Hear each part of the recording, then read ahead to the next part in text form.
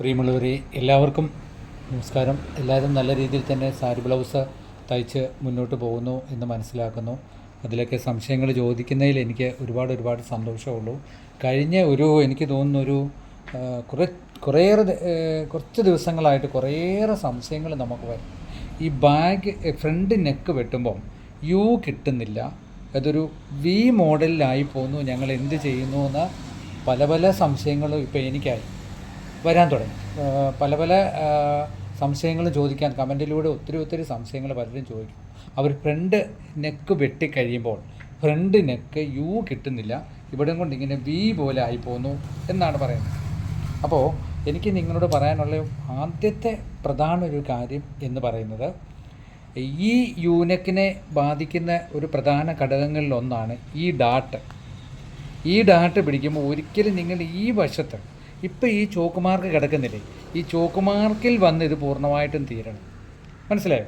കാരണം നമ്മളൊരു ഡാട്ട് നമ്മൾ ഒരു കാലിഞ്ച് ഇവിടുന്ന് കൂടി കണ്ടോ, ഇത് ഒരു പോയിൻ്റ് വന്ന് ഈ വര എങ്ങനെയാണോ അതുപോലെ വന്ന് വേണം ഈ പോയിൻ്റിൽ ഇത് നിൽക്കാൻ. മനസ്സിലായോ? ഞാനൊന്ന് വരച്ച് കാണിക്കാം. നമ്മളിങ്ങനെ ഒരു പോയിൻ്റ് വരച്ച് ഇതുപോലെ, ഇപ്പോൾ ഈ പോയിൻ്റ് ഒരു അര ഇഞ്ച് നമ്മളിങ്ങനെ പിടിച്ചു. ഈ അര ഇഞ്ച് ഇവിടം വരെയും അര ഇഞ്ച് ഒരിക്കലും വരില്ല. അര ഇഞ്ച് നമ്മൾ ഇവിടുന്ന് പിടിച്ചാൽ മുമ്പോട്ട് നമ്മൾ തയ്ക്കും തോറും ഒരു പോയിൻ്റ് കുറഞ്ഞ് പോയിൻ്റ് വന്ന് ഇവിടെ തീരണം. ഇതിന് ഒരു 3/4 ഇഞ്ച് പുറകിലോട്ട് വരുമ്പോൾ ഒരിക്കലും കൂടുതൽ തുമ്പ് നിങ്ങൾ ഒരു കാരണവശാലും പിടിക്കില്ല. അങ്ങനെ പിടിച്ചെങ്കിൽ ഈ ഡാട്ടിൽ തുമ്പ് കൂടിയ ഈ നെക്കിനെ തീർച്ചയായിട്ടും നമുക്ക് ബാധിക്കുമെന്നുള്ള കാര്യം ഉറപ്പായൊരു കേസായിട്ടാണ്. അത് നിങ്ങൾ ബ്ലൗസ് തയ്ക്കും പ്രത്യേകം ഈ ഭാഗത്ത് തുമ്പ് കൂടുമ്പോൾ ഈ ഭാഗത്ത് കണ്ടോ, ഞാൻ വരച്ച് കാണിക്കാം.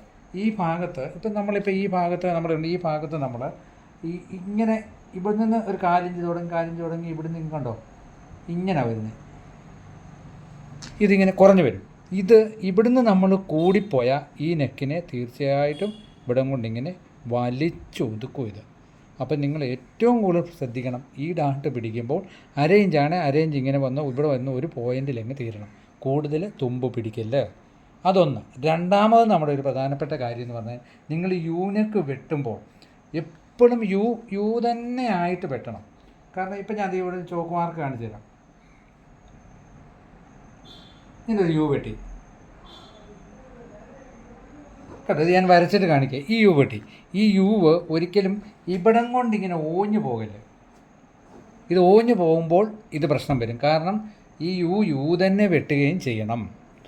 യു തന്നെ ഇവിടുന്ന് ഇങ്ങനെ കയറി യു വെട്ടി കറക്റ്റ് ഇങ്ങോട്ട് ഒതുങ്ങിപ്പോകണം. ഇവിടെ നമ്മൾ വെട്ടുമ്പോൾ ഒതുങ്ങിപ്പോകുകയും ചെയ്യും. ഈ ഡാട്ട് പിടിക്കുകയും ചെയ്യുമ്പോൾ തീർച്ചയായിട്ടും ഈ നെക്ക് ഇങ്ങനെ പോകും. ഇവിടം കൊണ്ട് ഇങ്ങനെ വളഞ്ഞിങ്ങനെ പോകും ഇങ്ങനെ. പിന്നെ അത് കഴിഞ്ഞ് മൂന്നാമതൊരു പ്രശ്നം എന്ന് പറഞ്ഞാൽ, നിങ്ങൾ ഈ നെക്ക് അടിക്കുമ്പോൾ എപ്പോഴും ശ്രദ്ധിക്കേണ്ട ഒരു കാര്യം, പൈപ്പിംഗ് എടുക്കുന്ന പീസ് തികച്ചും ക്രോസ് പീസിൽ തന്നെ പൈപ്പിംഗ് അടിക്കണം.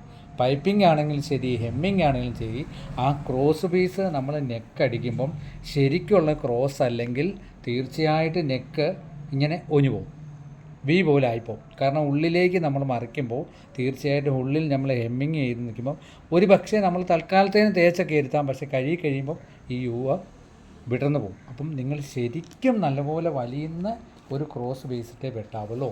സംശയം വരുവാണെങ്കിൽ ഇങ്ങനെയുള്ളത് സ്ക്വയർ തുണിയാണ്.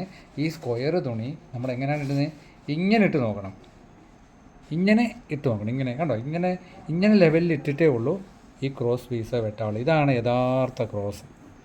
ഇങ്ങനെ കണ്ടോ, ഞാൻ ഒന്നുകൂടെ കാണിച്ചു തരാം. ഇതുണ്ടോ, ഇങ്ങനെ ഇടും നമ്മൾ ക്രോസ് പീസ്. നമുക്ക് കട്ട് പീസ് കിട്ടുമ്പോൾ നമ്മൾ എടുത്തിട്ട് ഇതുപോലെ ക്രോസ് ഇട്ടിട്ട് വേണം ക്രോസ് ആദ്യമേ വെട്ടാൻ. ക്രോസിൽ ജോയിൻറ്റ് വരുന്നതുകൊണ്ട് ഒരു കുഴപ്പമില്ല. ക്രോസിൽ ജോയിൻറ്റ് ചെയ്യുന്നൊരു ഷോർട്ട് വീഡിയോ ഞാൻ ഇട്ട് കാണിക്കാം കേട്ടോ, ക്രോസ് വെട്ടുന്നതും കാണിക്കാം. പക്ഷേ ക്രോസ് അല്ലെങ്കിൽ തീർച്ചയായിട്ടും ഈ നെക്കിൻ്റെ പീസ് വലിഞ്ഞു പോകും. നെക്കിൻ്റെ പീസ് വലിഞ്ഞു പോകും. യു വെട്ടിയാൽ ഒരു കാരണവശാലും കിട്ടത്തില്ല.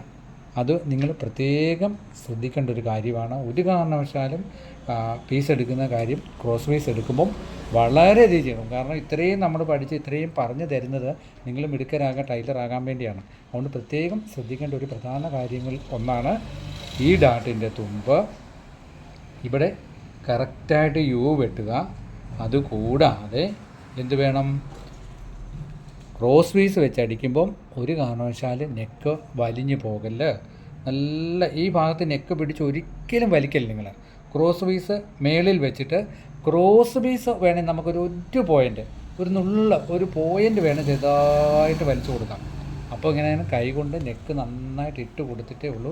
നമ്മൾ സ്റ്റിച്ച് ചെയ്യുമ്പം മെഷീനിൽ നമ്മളിങ്ങനെ സ്റ്റിച്ച് ചെയ്യുമല്ലോ, മെഷീൻ ഇങ്ങനെ സ്റ്റിച്ച് ചെയ്യുമ്പോൾ ശരിക്ക് കൈകൊണ്ട് ഈ പീസ് ഇങ്ങനെ റൗണ്ടിൽ വലിയാതെ പിടിച്ചിട്ട് ക്രോസ് പീസ് മാത്രം ഇങ്ങനെ വെച്ച് കൊടുക്കണം. ഇല്ലെങ്കിൽ നിങ്ങൾ ഉദ്ദേശിച്ചല്ല ഇവിടെ ഇങ്ങനെ വലിഞ്ഞിട്ട് ഈ യു നമുക്ക് ഒരു കാരണവശാലും കിട്ടാതെ വരും. അത് പ്രത്യേകം നിങ്ങൾ ശ്രദ്ധിക്കണം. അതുപോലെ തന്നെ വേറൊരു ഘടകമുണ്ട്.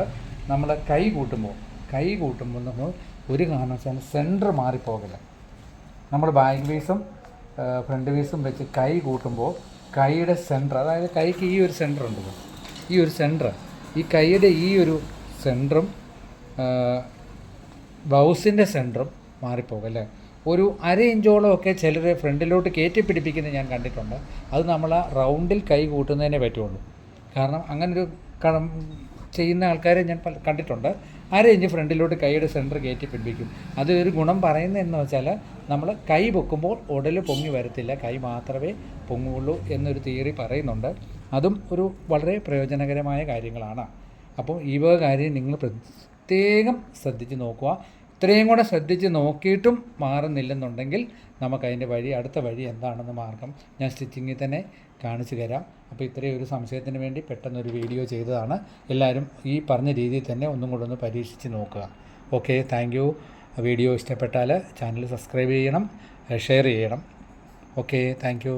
എല്ലാവർക്കും ഈശ്വരൻ്റെ അനുഗ്രഹം ഉണ്ടാകട്ടെ എന്ന് നല്ലതുപോലെ പ്രാർത്ഥിക്കുന്നു. Thank you.